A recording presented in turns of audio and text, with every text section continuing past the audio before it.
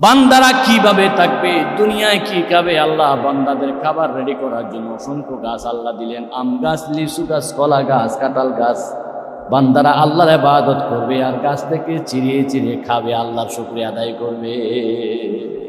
সুবহানাল্লাহ, বলেন না সুবহানাল্লাহ। ওই পাহাড়ার গাছ গাছালি, নীল ঝরনার গান, জানি গো প্রভু, জানি যে শুধু সকলি তোমার দান। ওই পাহাড়া মা রাসূল রাস্তা দিয়ে যাচ্ছে মদিনাত, মাররা আলা কবরাইন, দুই কবরের পার দিয়ে আল্লাহ রাসূল যাচ্ছে।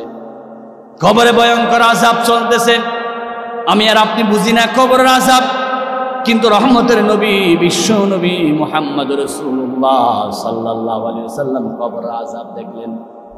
তিনি তো দয়ার নবী, আযাব দেখে আর ঘোরাতে থাকতে পারলেন না, তিনি আস্তে করে নেমে গেলেন। নেমে যাওয়ার সাথে সাথে আল্লাহর হাবিব বললেন, খেজুরের ডাল নাও। রাসূলুল্লাহ খেজুরের ডাল নিলেন, খেজুরের ডালকে দুই টুকরা করলে দুই কবরে দুই খেজুরের ডাল আল্লাহর নবী রোপণ করে দিলেন। সুবহানাল্লাহ। সাহাবায়ে কেরাম বললেন, হুজুর বুঝলাম না, নবীজি বলেছেন দুইজনের কবর আযাব হচ্ছে, আমি রাসূল দেখতে পাচ্ছি। আযাব হচ্ছে কঠিন গুনার কারণে, ছোট্ট ছোট্ট দুইটা গুনাহ। এক নাম্বার গুনাহ হচ্ছে এক সাহাবী প্রস্রাব করে সতর্কতা অবলম্বন করে না। হুজুর প্রস্রাব করে আবার সতর্কতা অবলম্বন কি? বলে প্রস্রাব যখন আপনি শক্ত মাটিতে পড়েন, ছিটকা উপরে আসে যাবে, আপনার শরীর নাপাক হয়ে যাবে। প্রস্রাব যদি আপনি বাতাসের দিকে করেন, বাতাসের ছিটকে এসে আপনার শরীর নষ্ট হয়ে যাবে। প্রস্রাব যদি আপনি পানিতে করেন, পুকুরে করেন, ওই পুকুরে অন্যজন গোসল করবে, কষ্ট পাবে। নবীজি 10 জায়গায় প্রস্রাব করতে নিষেধ করেছেন। পুরুষটা, এটা মহিলা নয়, পুরুষটা দাঁড়িয়ে পেশাব করতেছে হাজার হাজার হোটেলে। ভাই চলে যাবে একদিন, এই হোটেলটা আপনার মৃত্যুর শেষ ঠিকানা হতে পারে। বিজ্ঞানীরা গবেষণা করেছেন, আল্লাহ রসুল মসজিদে ঢোকার সময় কেন ডান পা দিতে বলেছেন, মসজিদ থেকে বের হওয়ার সময় কেন বাম পা দিতে বলেছেন, বাথরুমে ঢোকার সময় কেন বাম পা দিতে বলেছেন, বাথরুম থেকে বের হওয়ার সময় কেন ডান পা দিয়ে বলেছেন। রসুল সুন্নত বলে গেছেন, বিজ্ঞানীরা গবেষণা করে আবিষ্কার করেছেন। তার কারণ হলো মানুষের মৃত্যুর 1 মিনিট বিশ্বাস নাই। মানুষ যখন মসজিদে ঢুকতে ডান পা দিয়ে ঢুকে, মানুষ সেই সময়ে যদি পড়ে যায়, সেদিন একটা নেতা বক্তব্য দেওয়ার সময় পড়ে গিয়েছিল, সৈকন্ত পড়ে যায়। বিজ্ঞানীরা গবেষণা করেন মানুষ পড়লে ডান দিকে পড়ে, সে মসজিদে ঢুকার সাথে সাথে যদি পড়ে যায়, সে মসজিদের ভিতরে তার লাশটা হয়। সুবহানাল্লাহ বলেন না। মসজিদ থেকে বের হওয়ার সময় বাম পা দিয়ে, কারণ তখন যদি পড়ে যায় তার ডান পাটা ভিতরে আছে, সেও মসজিদে পড়ে।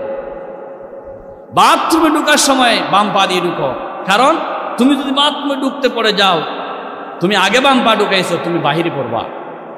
আর তুমি যদি বাথরুম থেকে বের হওয়ার সময় ডান পা বের করো, আগে বের হবা, আগে তোমার ডান পা, সেদিকে তোমার মৃত্যু হবে, তোমার লাশটা পড়বে। সুবহানাল্লাহ। তার অর্থ কি 1 সেকেন্ডের বিশ্বাস নাই।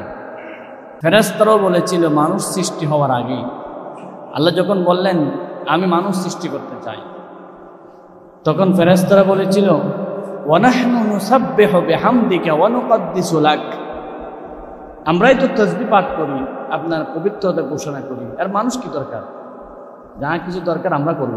ফেরেশতারা বলছে আমরা রুকু করব, আমরা সিজদা করব, আমরা তাসবিহ করব, আমরা নামাজ পড়ব, সব আমরা করব, মানুষ সৃষ্টি করার দরকার নেই। আল্লাহ তখন বলেছিলেন ইন্নী আলামু মা লা তা'লামুন, আমি আল্লাহ যা জানি তোমরা তা জানো না। তারপরও আল্লাহ সৃষ্টি করেন। বিশাল ব্যাখ্যা। সুতরাং সবাই আল্লাহর জিকির করে, আল্লাহর তাসবিহ পড়ে। সকাল যে মোরগ ডাকে কুকুরুক, আমরা শুনি কুকুরুক, আসলে সে ডাকে সুবহুন কুদ্দুসুন। পাখিরা যে কুহু কুহু করে, এটার মধ্যে আল্লাহর জিকির আছে। সাগরের ঢেউর মধ্যে আল্লাহর জিকির আছে। প্রত্যেক বস্তুই আল্লাহ রাব্বুল আলামিনের জিকির। শুধু মানুষ আল্লাহকে বলে যায়। আল্লাহ রাব্বুল আলামিন বলেন সাব্বাহা লিল্লাহি মা ফিস সামাওয়াতি ওয়া মা ফিল আরদ ওয়া হুয়াল আজিজুল হাকীম। আকাশ এবং জমিনে যা কিছু আছে সবগুলো আল্লাহ রাব্বুল আলামিনের তাসবিহ পাঠ করে। সুবহান। জিকিরের তাসবির মূল শব্দ হচ্ছে সুবহান। আল্লাহ রাব্বুল আলামিন সুবহান সাব্বাহা দিয়ে 7টি সূরা নাজিল করেছেন। 1 নম্বর সূরা বানি ইসরাঈল, সুবহানাল্লাযী ইয়াসরা বিআবদি। 2 নম্বর সূরাতুল হাদীদ, আল্লাহ রাব্বুল আলামিন বলেন সাব্বাহা লিল্লাহি মা ফিস সামাওয়াতি ওয়াল আরদ। 3 নম্বর সূরাতুল হাশর, আল্লাহর তাসবিহ করে এটা বলেন। 4 নম্বর আল্লাহ রাব্বুল আলামিন সূরাতুস সাফ বলেন সাব্বাহা লিল্লাহি মা ফিস সামাওয়াতি ওয়া মা ফিল আরদ। সূরাতুত তাগাবুন আল্লাহ রাব্বুল আলামিন বলেন ইউসাব্বিহু লিল্লাহি মা ফিস সামাওয়াতি ওয়া মা ফিল আরদ। এইভাবে 7টি সূরা রয়েছে। এই সূরাগুলোকে একসাথে বলা হয় তাসবিহাত। 7টি সূরা তাসবিহর সূরা। আল্লাহ রাব্বুল আলামিন বান্দা তাসবিহ পড়ার জন্য সুযোগ করে দিলেন, হাতের মধ্যে ফাঁক দিলেন। এই যে হাতের মধ্যে আল্লাহ ডাক দিলেন, এই ডাকের মূল উদ্দেশ্য হলো এই ডাকে বসে বসে আল্লাহর জিকির করো। সুবহান। 33 বার জিকির করতে হয়। সুবহানাল্লাহ, আলহামদুলিল্লাহ, আল্লাহু আকবার। মা ফাতেমা রাদিয়াল্লাহু তাআলা আনহা রাসূলের দরবারে গিয়ে বলেন, ওগো আব্বাজান, সীমাহীন গরিবের সংসার, আমার ঘরে কাজ করার জন্য একটা কাজের মেয়ে আমার দরকার। রাসূল করিম সাল্লাল্লাহু আলাইহি ওয়াসাল্লাম বলেন, তুমি দুনিয়ায় থাকবা কয়দিন? দুনিয়ার কাজের মেয়ে তোমার বেশি প্রয়োজন নাই, আখিরাতের জান্নাতের জন্য তোমার সহযোগে আমি বানানোর ব্যবস্থা করব নাকি? ফাতেমা খুশি হয়ে গেলেন। নবীজি বললেন, প্রত্যেক নামাজের পরে 33 বার সুবহানাল্লাহ, 33 বার আলহামদুলিল্লাহ, 34 বার আল্লাহু আকবার বলো। আল্লাহ রাব্বুল আলামিন জান্নাতে তোমার জন্য অসংখ্য কাজের মেয়ে হুরে গিলমান ব্যবস্থা করে দিবে। সুবহানাল্লাহ, সুবহানাল্লাহ। নামাজ পড়ার সাথে সাথে সুবহানাল্লাহ 33 বার, আলহামদুলিল্লাহ 33 বার, আল্লাহু আকবার 34 বার, মোট 100 বার। এই 33 বার পড়ার জন্য কি সুন্দর করে দিয়েছে আল্লাহ রাব্বুল আলামিন। এই যে 32টা ডাক এখানে আছে, 1 2 3 বার দেখবেন, ডাক শেষ, আরেকটা ফুরা শেষ, 33 বার হয়ে গেল। এক হাতের মধ্যে 33 বার, আরেক হাতে 33 বার, আরেক হাতে 33 বার। এইভাবে সুন্দর করে আল্লাহ তাসবিহটা পড়ার জন্য আল্লাহ হাতের মধ্যে ইশারা করে হাতের মধ্যে দাগ দিয়ে দিয়েছেন। সুবহানাল্লাহ। আমার বন্ধুগণ, এই বর্ষার মৌসুমে জিকির করার জন্য আমাদের সবচাইতে বড় প্রয়োজন যেটা, সেটা হলো বৃক্ষরোপণ অভিযান। কি অভিযান? বৃক্ষরোপণ। গাছ যারা লালন করে, গাছ যারা রোপণ করে, আপনি যদি 10টা গাছ রোপণ করেন, 10টা গাছেই আপনার জন্য জিকির করতে থাকে। সুবহানাল্লাহ, আসতে বলিয়েন, যেহেতু আমরা রোপণ করি না, যারা রোপণ করতে পারি না তারা রোপণ করবো, সে আশাই হলো বলি না সুবহানাল্লাহ। 10টা গাছেই আল্লাহর কি করবে? তাসবিহ যাবে। হুজুর আমার জায়গা নাই, একটু জায়গা আছে, এখন তো ব্যালকনির মধ্যে মানুষ রোপণ করে ফেলতেছে। আপনি নিয়ত করবেন, তাসবিহ পড়বে, সেখান থেকে আপনি ভাত পাতা থেকে শুরু করে বিভিন্ন কাজ, দন্না ভাতা, বিভিন্ন এখন মহিলারা সে কাজগুলো করে যাচ্ছে। আপনার নিয়ত থাকবে, কিন্তু কি করবে? তাসবিহ পড়ে। এটা অবশ্যই তাসবিহ পড়বে, কারণ আপনার যেমন রূহ আছে, গাছেরও রূহ আছে। আল্লাহ রাব্বুল আলামিন দুনিয়া সৃষ্টি করার আগে, আদম সৃষ্টি করার আগে গাছ তৈরি করলেন। সেজন্য আদমকে জান্নাতে বললেন, ইয়া আদম উসকুন আনতা ওয়া যাওজুকাল জান্নাহ ওয়া কুলা মিনহা রাগাদান হাইসু শি'তুমা ওয়া লা তাকরাবা হাযিহিশ শাজারা। আল্লাহু আকবার। আদম, তুমি এবং তোমার স্ত্রী জান্নাতে থাকো, ইচ্ছে মতো যা খুশি খাইতে পারবা, তবে এই গাছের কাছে যেও না। তার মানে গাছ একটা রেডি আছে, অলরেডি গাছ রেডি আছেই। এবং গাছ রোপণ করা এটা হচ্ছে সরাসরি 1 নম্বর আল্লাহর সুন্নত। কার সুন্নত? আমি আর আপনি বাগান করি, একটা বাগানে মনে করুন 100 গাছ, 200 গাছ, 1000 গাছ, 10,000 গাছ রোপণ করেছেন, এটা রোপণ করেছেন। কিন্তু আপনি সাগরে, পাহাড়ে গিয়ে দেখেন কত হাজার কোটি গাছ, এগুলো কে রোপণ করে? আল্লাহ রাব্বুল আলামিনের কুদরত দিয়েই, আল্লাহর কুদরতের মাধ্যমে হয়ে যায়। তাহলে আমি যদি 10,000 গাছ রোপণ করি, আল্লাহ 10,000 কোটি গাছ বান্দার জন্য তৈরি করে গেছেন। সুবহানাল্লাহ। কারণ আপনি যেমন আপনার সন্তানদেরকে মানুষ করার জন্য ঘর নির্মাণ করলেন, সন্তান কোন বেডরুমে থাকবে, কোন বাথরুমে থাকবে, সব আপনি ভাগ করে দিলেন। আপনার সাধ্য অনুযায়ী। আপনি যদি কোটিপতি হন, হয়তো কুলসিতে অথবা ঢাকায়, আর যদি দাম একটু কম পয়সা একটু কম থাকে গ্রামে ঘর করলেন। কারণ আপনার সন্তানরা কি খাবে, চতুর্দিকে যান বাগান আপনি রোপণ করেছেন আপনার সাধ্য মতো। আল্লাহ রাব্বুল আলামিন বান্দারা কিভাবে থাকবে, দুনিয়ায় কি খাবে, আল্লাহ বান্দাদের খাবার রেডি করার জন্য অসংখ্য গাছ আল্লাহ দিলেন। আম গাছ, লিচু গাছ, কলা গাছ, কাঁঠাল গাছ। বান্দারা আল্লাহর ইবাদত করবে আর গাছ থেকে চিরিয়ে চিরিয়ে খাবে, আল্লাহর শুকরিয়া আদায় করবে। সুবহানাল্লাহ, বলেন না সুবহানাল্লাহ। এই ফলগুলোতে আমার বন্ধুগণ পোকামাকড়ে ডিস্টার্ব করবে, আবার আল্লাহ সুন্দর একটা খাবার দিয়ে দিয়েছেন। কলার খাবার কি সুন্দর, আমের খাবার কি সুন্দর, আনারসের খাবার কি সুন্দর, তরমুজের খাবার কি সুন্দর। একটু চিন্তা করে দেখুন, কলায় যদি খাবার না থাকতো তাহলে পোকামাকড়ে ডিস্টার্ব করতো, বালি হয়ে যেত, খাওয়া যেত না। আল্লাহ রাব্বুল আলামিন বান্দা খাওয়ার জন্য প্যাকেট করে রেখেছেন। গাছ যেটা যেরকম প্যাকেটও সেরকম। আমার আল্লাহ কত বড় মেহেরবান। এই যে দেখেন একই গাছ একই জায়গার মধ্যে গাছ রোপণ করেছেন আপনি, ইক্কু গাছ, কুশল গাছ, আরেক জায়গায় বাঁশ গাছ। আমার আল্লাহ কি মহান। বান্দারা খাওয়ার জন্য আল্লাহ কুদরতিভাবে কুশল গাছ, ইক্কু গাছের মধ্যে মিষ্টি দিয়ে দিয়েছেন। আর বান্দারা ঘর নির্মাণ করবে, বাঁশ লাগবে, সেখানে আল্লাহ মিষ্টি দেন নাই, সেটা ব্যবহারের জন্য। ইক্কু গাছ অবশ্যই খাবারের জন্য। পৃথিবীতে কোন বিজ্ঞানী ইক্কু গাছের মধ্যে চিনি ঢুকাই দিয়েছে যদি জিজ্ঞাসা করেন, কোনো বিজ্ঞানী নয়।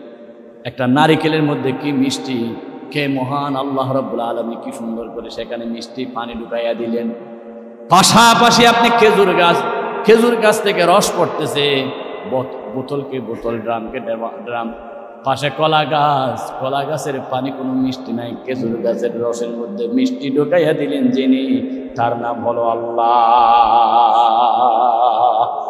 মোদের যখন যা প্রয়োজন তাই করো দান, খোদা তুমি মেহেরবান। তোমার মতো নাই দরদি, নাই রে দয়াবান, খোদা তুমি মেহেরবান। যখন যেটা প্রয়োজন সেটা দিলেন। বান্দার সুখ শান্তির জন্য আল্লাহ গাছ তৈরি করে দিল। এই গাছ বিক্রি করে কত হাজার পরিবার যে চলে, আপনি আশ্চর্য হয়ে যাবেন। কত হাজার হাজার পরিবার। পাহাড়ে আল্লাহর বিশেষ নিয়ামত। পৃথিবীতে যত নবী আসছেন অধিকাংশ নবীদেরকে আল্লাহ পাহাড় নিয়ে গেলেন। যারা মক্কা মদিনা গেলেন তারা জানেন রাসূলুল্লাহর উপর কোরআন নাজিল হয়েছিল সাগরে না পাহাড়ে? পাহাড়ে, জাবালে নূর একটা পাহাড়ে। রাসূলুল্লাহ হিজরত করে রাত্রে যাওয়ার সময় কোথায় গিয়েছিলেন? পাহাড়ে, জাবালে সুর একটা পাহাড়ে।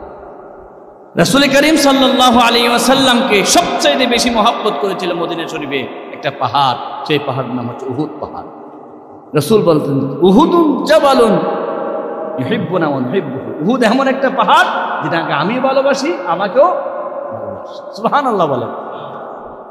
উহুদ পাহাড়, হায়রে উহুদ পাহাড়, পাথরের পাহাড়। এই মসজিদ যত বড়, এত বড় বড় পাথর, আমি নিজে গিয়ে দেখে আশ্চর্য হয়ে গেলাম।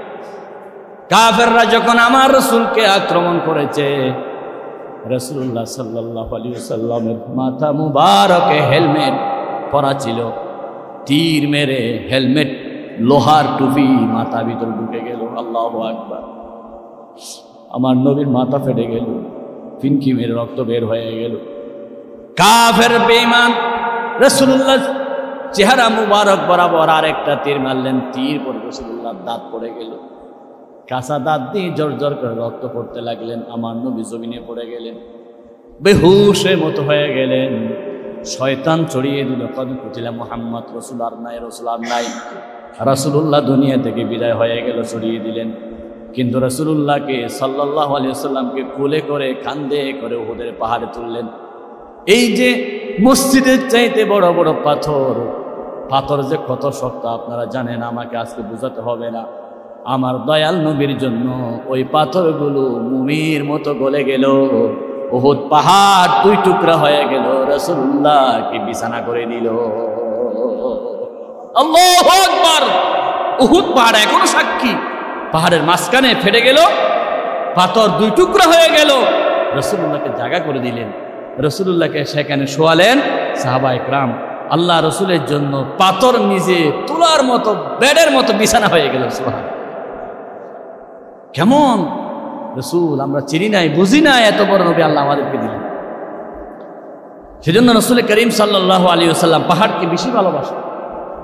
আল্লাহ রাব্বুল আলামিন কে ইব্রাহিম জিজ্ঞাসা করলো, আল্লাহ তুমি কেমনে মৃতকে জিন্দা করো? ওয়াইজ ক্বালা ইব্রাহিমু রাব্বি আরিনি কাইফা তুহয়িল মাউতা।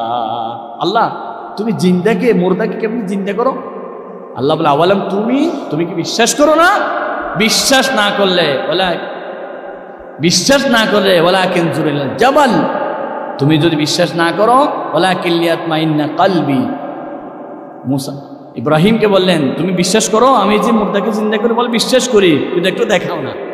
আল্লাহ বললেন, তুমি যদি দেখতে চাও পাহাড়ে চলে যাও, একটা পশুকে জবাই করে 4টা টুকরা করো, 4 পাহাড়ে 4 টুকরা রাখো, এরপরে পশুর নাম ধরে ডাক দাও, আমি রব্বুল আলামিন ওই মুর্দাকে জিন্দা করে তোমার সামনে হাজির করাইয়া দেব। সুবহানাল্লাহ। পাহাড়ে যাও। কোথায় যাও? আল্লাহর নিদর্শন সেখানে। মুসা আলাইহিস সালাম যখন নবী হচ্ছেন, আল্লাহ রাব্বুল আলামিন বলেন, মুসা রে, ফেরাউনের ঘরে দীর্ঘদিন ছিলা, শ্বশুর বাড়ি শুআয়ব নবীর ঘরে ছিলে দীর্ঘদিন, এখন আমি তোমাকে নবী বানাতে চাই, তুমি তাড়াতাড়ি পাহাড়ে যাও। কোথায় যাও? পাহাড়ে যাও। ফাখলানা আলাই ইন্নাকা বিল ওয়াদিল মুকদ্দাসি তুয়া। যাও, পাহাড়ে যাও। তবে মনে রাখিও মুসা, তুমি যখন তুর পাহাড়ে যাবা জুতা খুলে যাবা, কারণ এটা পবিত্র পাহাড়। তুর পাহাড় কি পাহাড় দেখছেন? পাহাড়ে যেহেতু জুতা খুলে দিতে বলতেছে। আল্লাহু আকবার, কি সুন্দর করে আল্লাহ বলতেছেন। আমার দয়াল নবী, রহমতের নবী জীবনের শ্রেষ্ঠ ভাষণ দিয়েছিলেন, যেটাকে বিদায় হজের ভাষণ বলা হয়। রাসূলুল্লাহ বিদায় হজের ভাষণ দিয়েছিলেন একটা পাহাড়ের উপর। সেই পাহাড়ের নাম কি? জাবাল আরাফাত। নবীজি চাইলে এমনি ভাষণ দিতে পারতেছেন না, কিন্তু আল্লাহ বললেন পাহাড়ের উপর, পাহাড়ের সাথে সম্পর্ক নবীদের। সুবহানাল্লাহ। এই কথাটা আমরা বুঝি নাই, পয়সাওয়ালারা কিন্তু বুঝছে। পয়সাওয়ালারা বাড়ি করার জন্য কুলসি হলে যায়। সেদিন একটা বাড়ি উদ্বোধন করার জন্য গেলাম, দেব পাহাড়ের উপর কত জোর পড়ে। ওরা মনে করতেছে পাহাড়ে শান্তির জায়গা, কারণ আল্লাহ রাব্বুল আলামিন নবীদেরকে পাহাড়ে পাঠাবে। তবে আমরা তো পাহাড় আছে কয়টা? আমরা মানুষ তো বেশি, সবাই তো পাহাড়ে যেতে পারবো না। পারবো? সবাই পাহাড়ে গেলে তো আমরা তো সব পুরাটাই পাহাড় তুলে হয়ে যাবো। এটা তো বহদ্দরাত, এটা তো পুরো পাহাড় তুলে বাড়াতে পারবো না। আল্লাহ রাব্বুল আলামিন বললেন, তুমি পাহাড়ে যেতে পারবে না, তবে পাহাড়ের একটা পরিবেশ, তোমার চতুর্পাশে কিছু গাছ রোপণ করো, ওই বৃক্ষ তোমাকে পাহাড়ের মতো শীতল ছায়া দিবে। এবার সুবহানাল্লাহ বলিয়েন না? সুবহানাল্লাহ, সুবহানাল্লাহ। কি সুন্দর পরিবেশ। আপনি যখন বিমানে উঠবেন দেখা যাবে আল্লাহ রাব্বুল আলামিন বাংলাদেশকে করেছে একটা স্টেডিয়ামের মতো। চতুর্দিকে পাহাড়, চতুর্দিকে গাছ গাছালি, মাঝখানে কি সুন্দর একটা পরিবেশ। এটা আল্লাহ করেছেন। সুবহানাল্লাহ। একটা গাছ মানুষকে একটা দুইটা নয় 25টা থেকে বেশি জিনিস, আপনি কোনো জিনিস থেকে কোনো ব্যবসা থেকে এরকম লাভ পাবেন না গাছের মধ্যে যে লাভ পাবেন। 1 নাম্বার, গাছ আমাদেরকে দেয় ডাইরেক্ট অক্সিজেন, যে অক্সিজেন দ্বারা আমরা বাঁচব না। অক্সিজেন যে এত স্বচ্ছ নির্মল পরিষ্কার অক্সিজেন দেয়, বিজ্ঞানীরা বলে একটা গাছে কমপক্ষে 10 জন মানুষের অক্সিজেনের ব্যবস্থা। সুবহানাল্লাহ। একটা গাছে এরকম অক্সিজেন আল্লাহ গাছের মধ্যে দিয়েছে। অক্সিজেন কি জিনিস তো বুঝতেছেন? হাসপাতালে যখন আইসিইউতে রাখা হবে 1 সপ্তাহ, অক্সিজেনের বিল আসবে শুধু 10,000 টাকা দেবে। এই অক্সিজেনের বিল যদি একজন 63 বছর মানুষ দুনিয়ায় থাকলে অক্সিজেনের বিল দিতে হতো, আমার মনে হয় কয়েক কোটি টাকা শুধু অক্সিজেনের বিল দিতে হতো। আমার আম্মা অসুস্থ ছিল, হাসপাতাল ন্যাশনালে আইসিইউতে প্রায় 4-5 বার অনেক টাকা অক্সিজেনের বিল দিয়েছে। আল্লাহর কাছে বলতাম যদি অক্সিজেনের বিল সবাইকে দিতে হতো, আর ইনকাম করতে হতো না, যা ইনকাম তার চাইতে বেশি অক্সিজেনের বিল। পৃথিবীতে কোনো মানুষ অক্সিজেনের বিল দিয়েছে ফ্রিভাবে? আল্লাহ রাব্বুল আলামিন দিচ্ছে। হ্যাঁ, অসুস্থ হলে, রোগী হলে, করোনার সময় অক্সিজেন কিনতে হয়েছে রোগীর জন্য। মুনিব কি ফ্রি অক্সিজেন আমাদেরকে দিচ্ছে, বল আলহামদুলিল্লাহ। এই অক্সিজেন আসতেছে কোত্থেকে? গাছ থেকে। শুধু অক্সিজেন দিচ্ছে তা নয়। 2 নাম্বার, মানুষ যে নিঃশ্বাস ফেলতেছে এটা হচ্ছে বিষ। মুখ থেকে যে নিঃশ্বাস বের হয় এটা কি? বিষ। একজনের মুখের গন্ধ আরেকজন অনেকে সহ্য করতে পারে না, কারণ বিষ বের হয়। শরীরের বিষগুলো আল্লাহ রাব্বুল আলামিন দুইটা রাস্তা দিয়ে বের করে, একটা হচ্ছে মুখ দিয়ে, আরেকটা হচ্ছে পিছনের রাস্তা দিয়ে।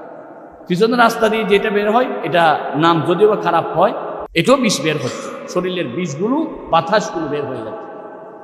আপনি জানেন না, আপনার বিষগুলো গাছ গ্রহণ করে ফেলবে। সুবহানাল্লাহ। যেই পরিমাণ বিষ আমরা ফেলতেছি, সেই পরিমাণ বিষ যদি বাতাসে থেকে যেত, পুরো বাতাস দুর্গন্ধ হয়ে যেত। সেজন্য যেখানে মানুষ বেশি সেখানে গন্ধ বেশি না? অনেক মানুষ একসাথে 10 লক্ষ মানুষ, সেখানে গন্ধের জন্য বসা যায় না। বলে জানলা খুলে দাও, দরজা খুলে দাও, এই বাতাস আসুক, বাতাস আসুক, এদিকে দাও, এদিকে দাও। কারণ মানুষের দুর্গন্ধটা মারাত্মক। এটা আমাদের জানতে হবে। চা খাওয়ার সময় আমরা অনেকে ফু দিয়ে খাই, চা ঠান্ডা করার জন্য। মারাত্মক রোগ হবে, এই ফুতে দেওয়া যাবে না। এটা আপনার বিষটা আপনি খাবারের মধ্যে দিয়ে দিচ্ছেন, ফু দেওয়া যাবে না। একান্ত প্রয়োজন হলে আপনি 2টা গ্লাস নিয়ে লাড়াছাড়া করতে পারেন, বা একটা কাপ থেকে অল্প অল্প খেতে পারেন।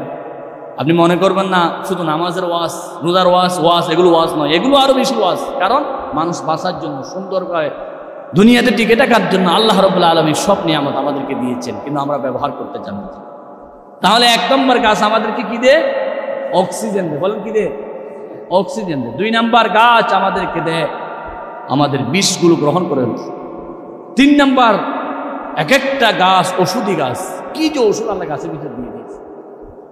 আজকে হার্বাল ওষুধ বলেন, অ্যালোপ্যাথিক ওষুধ বলেন, হোমিওপ্যাথিক ওষুধ বলেন, প্রত্যেকটা ওষুধে গাছের রস, বিভিন্ন গাছের রস দিয়ে। আর যারা 80 বছর বয়স্ক, 50-এর উপর বয়স্ক মুরব্বী আছেন, তারা যদি জিজ্ঞাসা করে, তারা সাক্ষী দিবে। আমাদের ছোটবেলায় অসুস্থ হলে, পেটে যখন ডায়রিয়া হতো, আমার আব্বা ওই আদাঙ্গুনি আছে না, এগুলো পিছিয়ে রস খাওয়াই দিলে শেষ। কোথায় ফেলাজিল, কোথায় মেট্রিজল, কিছু লাগতো না, আদাঙ্গুনি রসেই শেষ। এইভাবে করে গাছের মধ্যে 100-200 নয়, 1000 প্রকারের ওষুধ আল্লাহ গাছের ভিতর দিয়ে দিয়েছে। আরো যদি বলুন সুবহানাল্লাহ।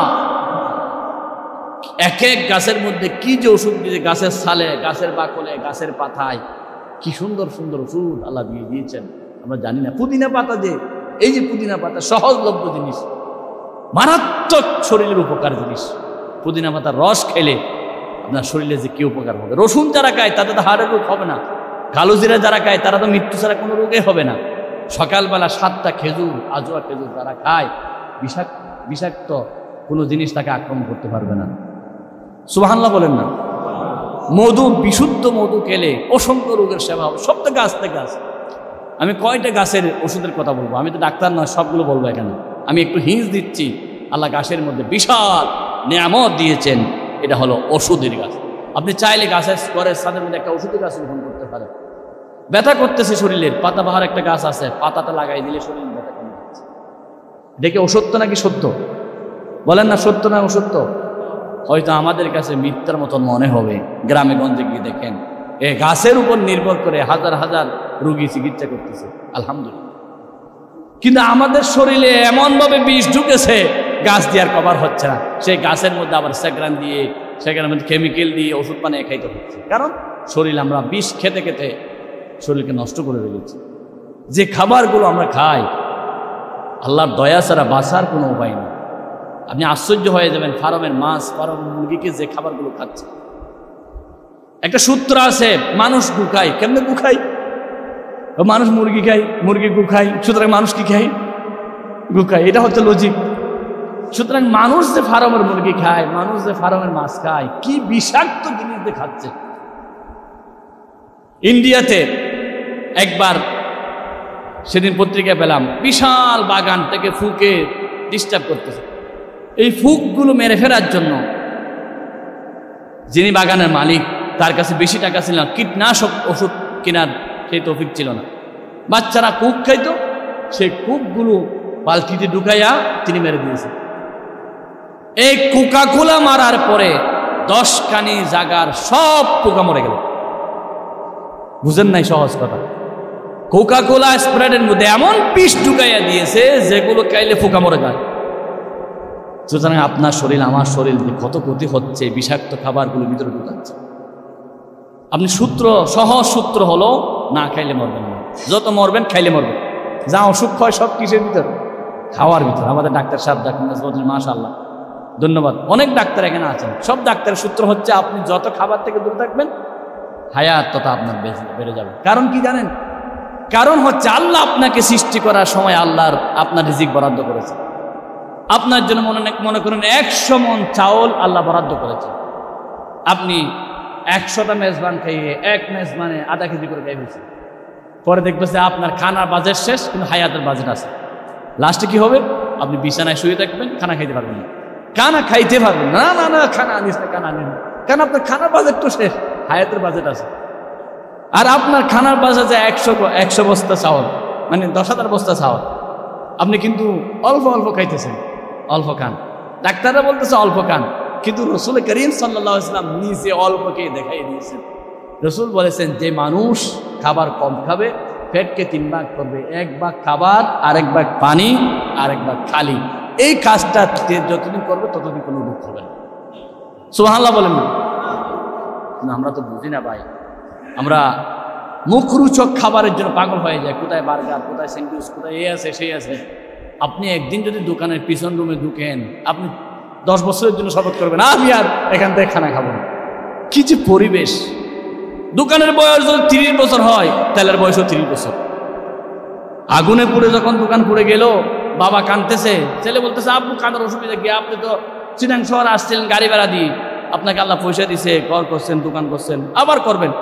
বলে বাবা দোকানের জন্য কাঁদি না, ওই তেলের জন্য কাঁদতেছি। আমি যে পোড়া তেল প্রত্যেকদিন মিস করে দিই, দোকানের বয়স 30 বছর, তেলের বয়সও 30 বছর, তেলটা চলে গেল, এই জন্য কাঁদতেছি। সুবহানাল্লাহ নাকি নাউজুবিল্লাহ? হাসির খোরাক দিচ্ছে না, বোঝার জন্য বলতেছি কি খাবার আমরা খাচ্ছি। আল্লাহ রসুলের যুগে রসুল করিম সাল্লাল্লাহু আলাইহি ওয়াসাল্লাম মদিনা থেকে যাওয়ার পরে ওমর ফারুক মদিনার প্রেসিডেন্ট হলেন। ওমর রাদিয়াল্লাহু তাআলা আনহু অনেক কাজ করেছেন, তোর মধ্যে একটি কাজ হচ্ছে সরকারিভাবে ডাক্তার নিয়োগ করেছেন। বিভিন্ন বড় বড় শহরে সরকারি ডাক্তার 6 মাসের মধ্যে কোনো রোগী আসে না। ডাক্তাররা বলতেছেন দেশের টাকা আমাদেরকে দিবেন, লস হবে, আমরা আর চিকিৎসা করবো না, কারণ 6 মাসে কোনো রুগী নেই। ওমর রাদিয়াল্লাহু তাআলা আনহু রুগীদেরকে ডাকলেন, মানুষদেরকে ডাকলেন, কি তোমরা সরকারি ডাক্তারকে বিশ্বাস করো না? বলে রসুল করিম সাল্লাল্লাহু আলাইহি ওয়াসাল্লাম যে খাবারের সূত্র আমাদেরকে দিয়ে দিয়েছেন, এগুলো খেলে আর কোনো রোগ আমাদের হয় না। সুবহানাল্লাহ সুবহানাল্লাহ। আমাদের খাবার সুন্নতি খাবার না হলে গাছের মধ্যে আল্লাহ সব খাবার দিয়েছেন। খাবার হলো 3 প্রকার, আপনারা জানেন। একটা হচ্ছে মরা খাবার, আরেকটা হচ্ছে আদা মরা খাবার, আরেকটা হচ্ছে তাজা খাবার। এগুলো ডাক্তারদের কথা, আমি ওদের সাথে সহযোগিতা করতেছি। মরা খাবার, আপনি তরকারি একটা রান্না করেছেন, সকালে খেলেন, দুপুরে খেলেন, রাত্রে খেলেন, এটা সকালে খাওয়ার পরে খানাটা মরা হয়ে গেছে, আর কোনো ভিটামিন আর নেই। এটা হচ্ছে ডেট খাবার, 2-3 দিন আগের খাবার, ফ্রিজ রাখা খাবার। 2 নম্বর হচ্ছে আদা মরা, মানে এখন রান্না করেছেন, আদা সিদ্ধ করে। 3 নম্বর হচ্ছে তাজা খাবার, গাছ থেকে সিঁড়ি সিঁড়ে খাচ্ছেন, এটা হচ্ছে তাজা খাবার। আল্লাহ রাব্বুল আলামিন বান্দাদের জন্য তাজা খাবার দিলেন, ডাব, তাকে তাজা খাবার দিলেন, আনারস, লিচু, কি ভিটামিন এখানে। কিন্তু সেই ভিটামিনগুলো আমরা নষ্ট করে দিচ্ছি কি দিয়ে? ফরমালিন দিয়ে। কি দিয়ে? আগে চিনিতে পিঁপড়া আসতো, এখন আসে পিঁপড়ে বলতেছে আমরা চিনি খাবো, ফরমালিন খাবো না। আগে মাছের মধ্যে মাছি আসতো, এখন মাছি আসে, মাছি বলে আমি ফরমালিন খাবো না। কোনো মাছি নেই, কারণ ওরও সাবধানে চলে। সুবহানাল্লাহ। আল্লাহ রাব্বুল আলামিন দিয়েছেন আমাদের জন্য বিশুদ্ধ খাবার, প্যাকেট করা খাবার। আপনি কলা খান, কলাতে কি ভিটামিন, আল্লাহর ফলের মধ্যে কি ভিটামিন, কিন্তু আমাদের বাচ্চাদেরকে, আমাদের সন্তানদেরকে আমরা এগুলো খাওয়াইতে পারি না। ওরা বলতো না বার্গার খেতে হবে, জুস খেতে হবে, এই খেতে হবে, সেই খেতে হবে, মানে সব রেডিমেড খাবার। অনেক সময় মা বোনরা, এটা আবাসিকে নাই, বাইরের কথা বলতেছি, মা বোনরা বলে রান্না করবো না, চাইনিজ রেস্টুরেন্টে চলে যাবো, আজকে রান্না করবো না, আজকে অমুক জায়গায় চলে যাবো। এগুলো যাচ্ছেন মা, বিষ খেতে যাচ্ছেন। কি খেতে যাচ্ছেন? বিষ খেতে যাচ্ছেন। আমার বন্ধুগণ, আল্লাহ রাব্বুল আলামিন গাছের মধ্যে 1 নাম্বার দিলেন অক্সিজেন, 2 নাম্বার দিলেন বিষ গ্রহণ করে, হাইড্রোজেন গ্রহণ করে, 3 নাম্বার গাছের মধ্যে আল্লাহ ওষুধ দিলেন। বান্দা যে কোনো অসুখ হবে আল্লাহ রাব্বুল আলামিন ওষুধের ব্যবস্থা করে দিয়েছেন। আমার বন্ধুগণ, জঙ্গলের মধ্যে অসংখ্য ওষুধি গাছ আমি আর আপনি চিনি না। হেকিমিরা, ডাক্তাররা সেখান থেকে গাছগুলো নিয়ে আসে, রস দিয়ে ওষুধ তৈরি করে মানুষকে খাওয়াচ্ছে। সুবহানাল্লাহ। আল্লাহ রাব্বুল আলামিন গাছের মধ্যে দিলেন শাকসবজি। আপনি যদি তাজা শাকসবজি খান, সহজে আপনার বেশি রোগ হবে না। আপনাকে যদি জিজ্ঞাসা করি সবচাইতে ভিটামিন যুক্ত খাবার কি আপনি বলবেন দুধ, কারণ মিল্ক ইজ আইডিয়াল ফুড, দুধ হলো আইডিয়াল ফুড। মানুষ পানি পান করে মারা যায়, দুধ পান করে কিন্তু মারা যায় না, ঠিক কিনা? দুধ হচ্ছে বিশুদ্ধ খাবার, কারণ দুধ যে দেয় গরু, সে গরু সবজি খায়, সবজি থেকে যে দুধটা তৈরি হয় সেটাই হলো বিশুদ্ধ খাবার। গরু কি গোশত খায়? মাছ খায়, মাছের মাথা খায়? গরু কি খায়? বনের মধ্যে ঘাস খায়, যত ঘাস খায় তত বিশুদ্ধ দুধ হয়। সুবহানাল্লাহ বলেন না? তার মানে আল্লাহ রাব্বুল আলামিন ওই ঘাসের মধ্যে বিশুদ্ধ জিনিস রেখে দিয়েছেন, আমি আর আপনি সেগুলো খাচ্ছি না। আমিও যদি শাকসবজি খাই, আমার মধ্যে বিশুদ্ধ শরীর তৈরি হবে। সুবহানাল্লাহ। 4 নম্বর আল্লাহ দিলেন গাছের মধ্যে খাট। আপনি যদি 2টা মেয়ে আপনার হয়েছে, 2টা মেয়ের জন্য 10টা গাছ যদি রোপণ করেন, মেয়ে হওয়ার 2 দিন পরে 3 দিন পরে মেয়েগুলো বড় হলো, গাছগুলো বড় হলো, মেয়ে বিবাহ দিতে যা খরচ হবে ওই কাঠ বিক্রি করে আল্লাহ ব্যবস্থা করে দিবে। আপনাদের মেয়ে নাই সেজন্য সুবহানাল্লাহ বলতেছেন না, যাদের মেয়ে আছে তাদের প্রতি দয়া করে হলো বলুন না সুবহানাল্লাহ। কি সুন্দর একটা নিয়ামত, ফিক্সড ডিপোজিট ব্যাংকে রাখলেন, ব্যাংক রাখার চেয়ে সুন্দর একটা গাছ রোপণ করেন, ওই গাছটাই হলো আপনার জন্য ফিক্সড ডিপোজিট। স্বর্ণ যদি আছে আপনার কাছে, যদি স্বর্ণ থাকে, এখানে স্বর্ণের দোকানের অনেক মালিক আছে আমার বন্ধুগণ, ফেরদৌস জুয়েলার্স থেকে শুরু করে ভালো ভালো স্বর্ণের খুব ভালো মালিকরা আছে আলহামদুলিল্লাহ। তবে আপনি যদি বলেন আমার কাছে স্বর্ণ আছে, মালিকরা চেক করে দেখবো বিশুদ্ধ কিনা, ঠিক কিনা? যদি বলেন গাছ আছে, বিশুদ্ধ আছে কিনা আর পরীক্ষা করবে না, গাছ আছে বলে সারা টাকা দিয়ে দিবি। সুবহানাল্লাহ। কারণ গাছ এত বিশুদ্ধ সেটা আর পরীক্ষা করতে হয় না। স্বর্ণ কিন্তু যদি বলেন আপনি আমার এলাকার মানুষ একটু দেখেন না, বলে দেখতে হবে বিশুদ্ধ আছে কিনা, খাইট আছে কিনা। গাছের মধ্যে কোনো কি নেই, খাইট নেই। সুবহানাল্লাহ বলেন না? 6 নম্বর, গাছ যে ফলগুলো দেয়, আজকে অসংখ্য মানুষ গাছের ফল বিক্রি করে কোটিপতি হয়ে গেছে। সুবহানাল্লাহ। আপনি একটা সুন্দর বাগান করেন, এটা তো আছেই, গাছের ফল ছাড়া কি আমরা বাঁচতে পারবো? আমরা তো ধান খেয়ে ভাত খেয়ে বাঁচি, এই ধানও তো গাছের ফল। কৃষিজীবী দেশ বাংলাদেশ, এই গাছ থেকে যদি ধান রোপণ বন্ধ করে দেয় মানুষ কি খাবে? এটাও তো গাছে আমাদেরকে ফল দিচ্ছে, ধান দিচ্ছে, মরিচ দিচ্ছে, আলু দিচ্ছে। আমি আর আপনি বুঝতেছি না। বনি ইসরায়েলের লোকেরা মুসাকে বলেছিল, হাই রে হাই, মুসা আলাইহিস সালামের হুকুম যখন মেনেছিল, আল্লাহর হুকুম যখন মেনেছিল, নদ পার হওয়ার পর, লোহিত সাগর পার হওয়ার পর সাগরের ওপারে চলে গেল মুসা নবীর উম্মতরা। আল্লাহ রাব্বুল আলামিন তাদের জন্য আকাশ থেকে খাবার পাঠালেন। খাবারের নাম কি ছিল? মান্না। ওয়ানজালনা আলাইকুমুল মান্না ওয়াসসালওয়া। আকাশ থেকে মন এবং সালোয়া। তাফসিরে আসছে মন সালোয়া মানে রুটি এবং ভাজা গোশত। বিভিন্ন তাফসিরে বিভিন্ন রকম আসছে, অর্থাৎ রেডি খাবার আকাশ থেকে আসে। ওই বনি ইসরায়েল কি বলছে জানেন? প্রত্যেকদিন এক খাবার খাইতে ইচ্ছে হয় না, কি খাবো? আল্লাহ আদাসিহা বাসালিহা কিসাইহা ওহুমিহা, কোরআন শরীফের আয়াত। আমাদের জন্য ডাল দাও, মসুর ডাল দাও, ঝিঙ্গা দাও, খৈরা দাও, আলু দাও, পেঁয়াজ দাও, পটল দাও, এগুলো আল্লাহ বলছেন তাও। তাহলে তোমরা মিশরে দাও, মিশরের সব সবজি খাওয়া। বনি ইসরায়েলরা মিশরে গিয়েছিল কি খাওয়ার জন্য? সবজি খাওয়ার জন্য। আর আমাদের দেশে, পৃথিবীতে সবচেয়ে উর্বর দেশ হলো বাংলাদেশ। আপনি 1 বস্তা মাটি জোগাড় করেন, ছাদের উপর হোক, 1 বস্তা মাটির একটা শিম বিচি দেন, হাজার হাজার শিম সেখান থেকে বের হয়ে যাবে। সুবহানাল্লাহ বলেন না? সৌদি আরবে গেছি, বারবার ঘুরছি, কিন্তু সেখানে এত বেশি উৎপাদন হয় না। বাংলাদেশের মাটি হলো স্বর্ণের চাইতে খাঁটি। সুবহানাল্লাহ। এই মাটির এত পাওয়ার, বাংলাদেশের মাটির এত পাওয়ার। এরপরে গাছ 6 নম্বর আমাকে যেটা সেটা হচ্ছে ফুল। একটা বাগানকে সুন্দর করার জন্য কি সুন্দর সুন্দর ফুল। আপনি কাগজের ফুল কয়দিন থাকবে, প্লাস্টিকের ফুল কয়দিন থাকবে, ডাইরেক্ট ফুল আপনি সুগন্ধি বের হবে। এই রাত কেরানি যে ফুল আছে, আপনি গাছটা লাগান, সারা রাত সুগন্ধিতে ঘুমাইতে পারবেন। কি সুগন্ধি রাত্রের ফুল। এটা চেষ্টা করবেন একটু হলো লাগানোর জন্য। আমার বন্ধুগণ, 8 নাম্বার, সব কিছু ওভারকাম করে গাছ আপনার পরিবেশকে সুন্দর করে দেয়। একটা পরিবেশ সুন্দর করার জন্য গাছের কোনো বিকল্প নাই। সুবহানাল্লাহ। পরিবেশটা সুন্দর হয়ে যায় কিসের মাধ্যমে? গাছের মাধ্যমে। প্রচন্ড গরম, 9 নম্বর যেটা দেয়, এই গরম থেকে বাঁচানোর জন্য আল্লাহ গাছের মাধ্যমে আপনাকে ছায়া দেয়। কি দেয়? ছায়া। গাছ আপনাকে অর্থনৈতিকভাবে স্বাবলম্বী করে। আপনি ফল বিক্রি করলেন, গাছ বিক্রি করলেন, ফুল বিক্রি করলেন। 14 ফেব্রুয়ারিতে আমাদের জানা আছে, হয়তো যুবকরা এখন পালন করে না। 14 ফেব্রুয়ারি বড়ইতলী চকরিয়ার ফুল গাছওয়ালা মালিক একটা ফুল 500 টাকা বিক্রি করে কোটি টাকা ইনকাম করে। নাউজুবিল্লাহ বলে, নাউজুবিল্লাহ বলে 14 ফেব্রুয়ারির জন্য, কিন্তু গাছের জন্য সুবহানাল্লাহ বলতে হবে।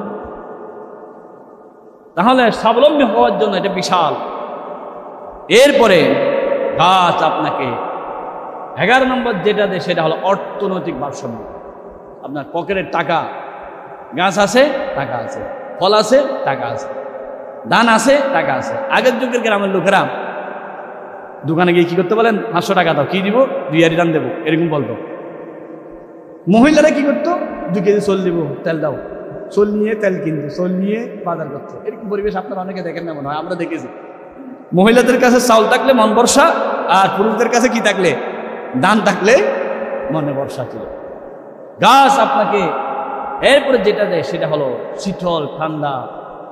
আপনি 10টা এসি লাগাইয়া যে বাতাস পাবেন না, একটা গাছের মধ্যে তার চেয়ে বেশি বাতাস পাবেন।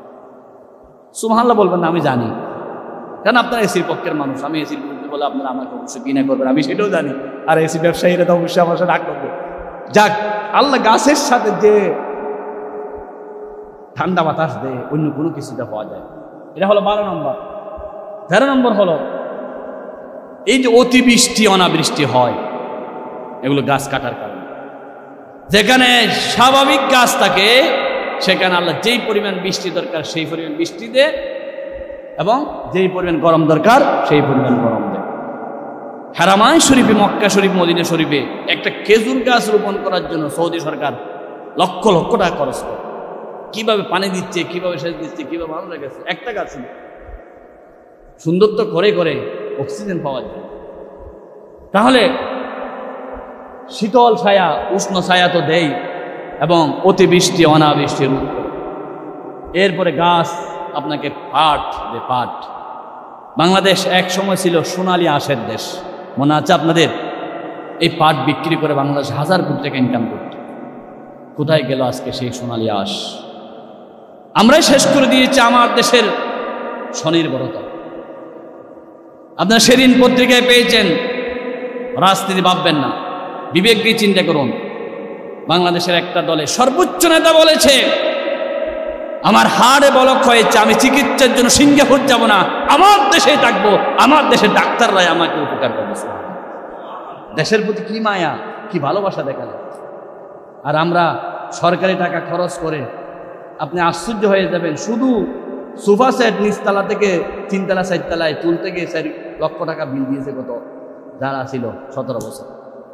পর্দা চেঞ্জ করতে গিয়ে 1000 কোটি টাকা বিল দেওয়া হয়েছিল। আর এখন বলতেছে আমরা বাইরে যাব না, এখানে চেষ্টা করব দেশের জিনিস স্বনির্ভর করার জন্য। সবাই যেন আন্তরিক হয়। আজকে পলিথিন ব্যবহার করা হতো না। আগের যুগে দেখতাম মানুষরা বাজারে যাওয়ার সময় পাটের বস্তা নিয়ে যেত, একটা দেখেন না আপনারা, ওইটা নিয়ে বাজার করে আসতো। তখন দেশ স্বনির্ভর ছিল পাটের উপর। এগুলো আমরা আবার ফিরিয়ে আনতে চাইলে আমিন জুট মিল, আমি গিয়ে দেখেছি, হাই রে আমিন জুট মিল কাঁদতেছে। এক সময় আমিন জুট মিল ছিল হাজার হাজার মানুষের কর্মসংস্থান। এই জুটের উপর বাংলাদেশ চলছে। বাংলাদেশ ছিল জুট প্রধান দেশ। কোথায় আজকে জুট? এগুলো আমাদেরকে ফিরিয়ে আনা দরকার। 16 নম্বর হচ্ছে গাছ হচ্ছে আপনার সদকায়ে জারিয়া। আপনি যখন মারা যাবেন, একটা গাছ যদি রেখে যান, যতদিন আপনি এই গাছটা থাকবে ততদিন জিকির চলবে, কবরস্থানে সওয়াব চলে যাবে। সুবহানাল্লাহ বলেন না? দয়াল নবী, রহমতের নবী, বিশ্ব নবী মুহাম্মদ রাসূলুল্লাহ, সবাই বলি সাল্লাল্লাহু আলাইহি ওয়াসাল্লাম। আমার রাসূল রাস্তা দিয়ে যাচ্ছে মদিনাত, মাররা আলা কবরাইন, 2 কবরের পার দিয়ে আল্লাহ রাসূল যাচ্ছে। কবরে ভয়ঙ্কর আযাব চলতেছে, আমি আর আপনি বুঝি না কবরের আযাব কিন্তু রহমতের নবী বিশ্ব নবী মুহাম্মদ রাসূলুল্লাহ সাল্লাল্লাহু আলাইহি ওয়াসাল্লাম কবর আযাব দেখলেন। তিনি তো দয়ার নবী, আযাব দেখে আর ঘোরাতে থাকতে পারলেন না, তিনি আস্তে করে নামে গেলেন। নেমে যাওয়ার সাথে সাথে আল্লাহর হাবিব বললেন, খেজুরের ডাল নাও। রাসূলুল্লাহ খেজুরের ডাল নিলেন, খেজুরের ডালকে দুই টুকরা করলে দুই কবরে দুই খেজুরের ডাল আল্লাহর নবী রোপণ করে দিলেন। সুবহানাল্লাহ। সাহাবায়ে কেরাম বললেন, হুজুর বুঝলাম না, নবীজি বলেছেন দুইজনের কবর আযাব হচ্ছে, আমি রাসূল দেখতে পাচ্ছি। আযাব হচ্ছে কঠিন গুনার কারণে, ছোট্ট ছোট্ট দুইটা গুনাহ। এক নাম্বার গুনাহ হচ্ছে এক সাহাবী প্রস্রাব করে সতর্কতা অবলম্বন করে না। হুজুর প্রস্রাব করে আবার সতর্কতা অবলম্বন কি? বলে প্রস্রাব যখন আপনি শক্ত মাটিতে পড়েন ছিটকা উপরে আসে যাবে, আপনার শরীর নাপাক হয়ে যাবে। প্রস্রাব যদি আপনি বাতাসের দিকে করেন, বাতাসের ছিটকে এসে আপনার শরীর নষ্ট হয়ে যাবে। প্রস্রাব যদি আপনি পানিতে করেন, পুকুরে করেন, ওই পুকুরে অন্যজন গোসল করবে, কষ্ট পাবে। নবীজি 10 জায়গায় প্রস্রাব করতে নিষেধ করেছেন। আপনারা ভদ্র মানুষ, গ্রামে গঞ্জে অনেক লোক দেখেছি যেখানে প্রস্রাব হয়েছে সেখানে কাপড় তুলে প্রস্রাব শুরু করে দিয়েছেন। দাদা এগুলো কি করতেছেন? বলে পানি কোথায় পাবো, এগুলো দেখার সময় নাই। এই ভদ্রগুলোকে আরো ভদ্র বানাইছে বড় বড় ইংলিশ বড় বড় হোটেলে। ঢাকা থেকে আসেন, কক্সবাজারে যান, সবাই দাঁড়িয়ে দাঁড়িয়ে পেশাব করতেছে রিসোর্টে, হোটেলে। ভাইজান এগুলো কি করতেছেন? বল হুজুর আপনি মোল্লাগিরি করিয়েন না, এখানে বসে পেশাব করার সুযোগ আমার নাই, কারণ আমি এমন টাইট ফ্যান পরেছি যে ফ্যান সিলাইওয়ালা আমাকে ঢুকাইয়া দিয়েছিল, আর খোলা যাবে না, সেটা খুলতে হবে বাসায় গিয়ে। প্রয়োজনে শরীর নাপাক হবে, নামাজ নষ্ট হবে, কিন্তু আমার ফ্যান আমি খুলতে পারবো না। সুবহানাল্লাহ। কি টাইট ফ্যান পরে মহিলারা যখন বিবাহ সময় হয়, মুখে লিপস্টিক, হাতের মধ্যে প্লাস্টিক, কি কি মাছ আমি তো নাম জানি না। একদিন দুদিন নয়, পাল্লা থেকে সে অনেক মহিলা দেখে 1 মাস নামাজ পড়ে না। কারণ কি? নামাজ পড়লে তো 2 লেগুলো চলে যাবে। এগুলো অনেক টাকার জিনিস। সুবহানাল্লাহ। কি সুন্দর সুন্দর সাজতে, এখন চোখের জন্য কত কিছু। আমার বন্ধুগণ, আগের যুগের মহিলা চিন্তা করুন, এগুলো কিছু দিত না, বিবাহ দিনও নামাজ পড়েছে, ঠিক কিনা? নামাজ বন্ধ, সাজানি চলে যাবে, লিপস্টিক চলে যাবে, প্লাস্টিক চলে যাবে, মদস্টিক চলে যাবে, সে নামাজ বন্ধ। সুবহানাল্লাহ। পুরুষটা, এটা মহিলা নয়, পুরুষটা দাঁড়িয়ে পেশাব করতেছে হাজার হাজার হোটেলে। ভাই চলে যাবে একদিন, এই হোটেল তো আপনার মৃত্যুর শেষ ঠিকানা হতে পারে। বিজ্ঞানীরা গবেষণা করেছেন, আল্লাহ রসুল মসজিদে ঢোকার সময় কেন ডান পা দিতে বলেছেন, মসজিদ থেকে বের হওয়ার সময় কেন বাম পা দিতে বলেছেন, বাথরুমে ঢোকার সময় কেন বাম পা দিতে বলেছেন, বাথরুম থেকে বের হওয়ার সময় কেন ডান পা দিয়ে বলেছেন। রসুল সুন্নত বলে গেছেন, বিজ্ঞানীরা গবেষণা করে আবিষ্কার করেছেন। তার কারণ হলো মানুষের মৃত্যুর 1 মিনিট বিশ্বাস নাই। মানুষ যখন মসজিদে ঢুকতে ডান পা দিয়ে ঢুকে, মানুষ সেই সময়ে যদি পড়ে যায়, সেদিন একটা নেতা বক্তব্য দেওয়ার সময় পড়ে গিয়েছিল, সেকেন্ড পরে যায়। বিজ্ঞানীরা গবেষণা করেন, মানুষ পড়লে ডান দিকে পড়ে, সে মসজিদে ঢুকার সাথে সাথে যদি পড়ে যায়, সে মসজিদের ভিতরে তার লাশটা হবে। সুবহানাল্লাহ বলেন না? মসজিদ থেকে বের হওয়ার সময় বাম পা দিয়ে, কারণ তখন যদি পড়ে যায় তার ডান পাটা ভিতরে আছে, সেও মসজিদে পড়ে। বাথরুমে ঢুকার সময় বাম পা দিয়ে ঢুকো, কারণ তুমি যদি বাথরুমে ঢুকতে পড়ে যাও, তুমি আগে বাম পা ঢুকাইছো, তুমি বাহিরে পড়বা। আর তুমি যদি বাথরুম থেকে বের হওয়ার সময় ডান পা বের করো, আগে বের হবা, আগে তোমার ডান পা, সেদিকে তোমার মৃত্যু হবে, তোমার লাশটা পড়বে। সুবহানাল্লাহ। তার অর্থ কি 1 সেকেন্ডের বিশ্বাস নাই। আমার বন্ধুগণ, রাসূল করিম সাল্লাল্লাহু আলাইহি ওয়াসাল্লামের হাদিসগুলো মজা নেওয়ার জন্য শোনাচ্ছি না, আমল করার জন্য বলতেছি। আমরা আমাদের বাচ্চাদেরকে শিক্ষা দিব, যেখানে সেখানে পেশাব করা যাবে না। রাজি আছেন তো? ইনশাআল্লাহ। খোলা পায়খানায় পায়খানা করা যাবে না, পরিবেশ নষ্ট করা যাবে না। এই যে আবাসিক, আমাদের তার ছোট্ট আবাসিক হতে পারে, কিন্তু আমাদের আবাসিকের সৌন্দর্য আমাদেরকে রক্ষা করতে হবে। গ্রামে গঞ্জে আগে দেখতাম সকালবেলা রাস্তায় পায়খানার লাইন, সবাইকে বসাই দিছে, এখানে পায়খানা কর। সুবহানাল্লাহ। কি পরিবেশটা ছিল! স্যানিটারি পায়খানা, এটা স্বাস্থ্যসম্মত পায়খানা, এটা অবশ্যই জরুরি, কারণ এখান থেকে অনেক জীবাণু, অনেক কিছু হচ্ছে। এগুলোকে গ্রামে গঞ্জে ছড়িয়ে দিবেন, এগুলো হাদিস শোনাচ্ছি। আল্লাহর হাবিব বলেছেন, একজনের অপরাধ ছিল প্রস্রাবের সতর্কতা অবলম্বন করতো না। দ্বিতীয় জনের অপরাধ হচ্ছে সারাক্ষণ মানুষের নামে গীবত করত। কি করত? গীবত। গীবত এত মারাত্মক গুনাহ। আতাদরিমাল গীবা, নবী বলেন গীবত কি জিনিস জানো? সাহাবায়ে কেরাম বলেন আল্লাহু ওয়া রাসূলুহু আ'লাম, আল্লাহ এবং রাসূল ভালো জানেন।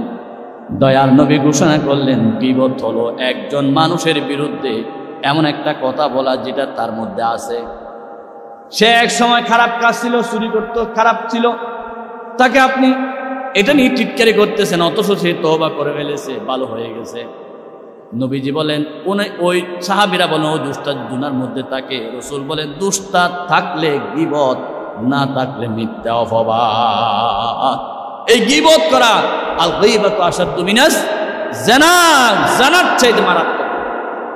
রাসূল বলেছেন যারা মানুষের দুষ্টুটি খুঁজে ওইটা এরকম ওইটা এরকম, শুধু সেই সরস, সব নিরস। এরকম আছে না আমাদের লোকে, আমাদের সমাজে কিছু মানুষ আছে না, সেই একজনেই পৃথিবীতে সবচাইতে ভালো মানুষ, আর কেউ ভালো মানুষ। এরকম যারা মনে করে তাদেরকে খবর দেওয়ার সাথে সাথে আযাব শুরু হয়ে যায়। রাসূল দুই জায়গায় দুইটা খেজুর গাছ দিয়ে দিলেন। কেন? খেজুর গাছ যতদিন জিন্দা থাকবে ততদিন জিকির করবে, ওই জিকিরে কবর আযাব আল্লাহ মাফ করে দিবে। সুবহানাল্লাহ, সুবহানাল্লাহ, সুবহানাল্লাহ। ভাইজান, রাসূল বলেছেন মা মিন মুসলিমিন ইয়াজরাউ যারান আও ইয়াগরিসু গারসান ফায়াকুল মিনহু তায়রুন আও বাহিমাতুন আও ইনসান ইল্লা কানা বিহি। তুমি গাছ রোপণ করেছো, সেই গাছ থেকে ফাঁকি খেলো, চুরে নিয়ে গেল, আপনার ফলটা চুরে নিয়ে গেল, কাঁঠাল নিয়ে গেল, আম নিয়ে গেল, রাসূল বলেন সেটাও সদকা হবে। সুবহানাল্লাহ বলেন না? সেটাও সদকা হবে। আপনার এই গাছ রোপণ করার কারণে আপনার সদকা জারি আছে। ফাঁকি কাক, চুরে কাক, ডাকাতে কাক, সন্ত্রাসী কাক, যেটাই কাক, আপনার আমল নামে সওয়াব যোগ হচ্ছে হচ্ছে হচ্ছে হচ্ছে। সুবহানাল্লাহ। এরপরে আমার বন্ধুগণ, আগুন, আগুন ছাড়া কিছু হয়? এই আগুন হচ্ছে গাছ দিয়ে, কয়লা হচ্ছে গাছ দিয়ে। চতুর্দিকে আমার বন্ধুগণ পরিবেশ সুন্দর হচ্ছে গাছ দিয়ে, এবং জান্নাতে পরিবেশ হচ্ছে গাছ দিয়ে। আল্লাহ জান্নাতে গাছ রোপণ করেন। একজন মানুষ যদি একবার সুবহানাল্লাহ বলে, রাসূল বলেছেন সাথে সাথে তার জন্য একটা জান্নাতে গাছ হয়ে যাবে। একবার বললে একটা গাছ হয়ে যাবে সুবহানাল্লাহ, আর দুইবার বললে দুইটা গাছ হয়ে যাবে সুবহানাল্লাহ। এখন তিনটা গাছ হয়ে গেছে, আমরা তিনবার বলেছি সুবহানাল্লাহ। অনেকে সুবহানাল্লাহ আস্তে আস্তে বলেছেন, বিশ্বাস করতেছেন না তো, সেদিন হুজুর কি বলে এগুলো, গাছটা কত বড় শুনবেন।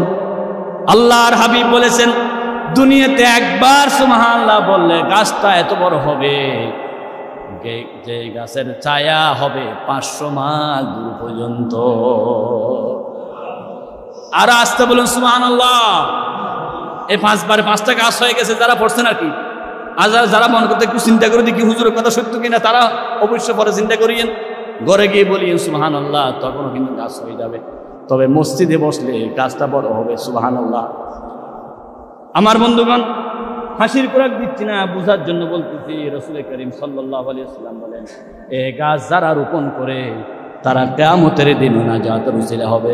নবীজি বলেছেন তোমার হাতে একটা গাছের চারা আছে, তুমি চাইলে গাছের চারাটা রোপণ করো, যদিও শুনো কিয়ামত হয়ে যাচ্ছে, তারপরও চারাটা রোপণ করো, কারণ একদিনের জন্য তুমি সওয়াব পেয়ে যাবা সুবহানাল্লাহ।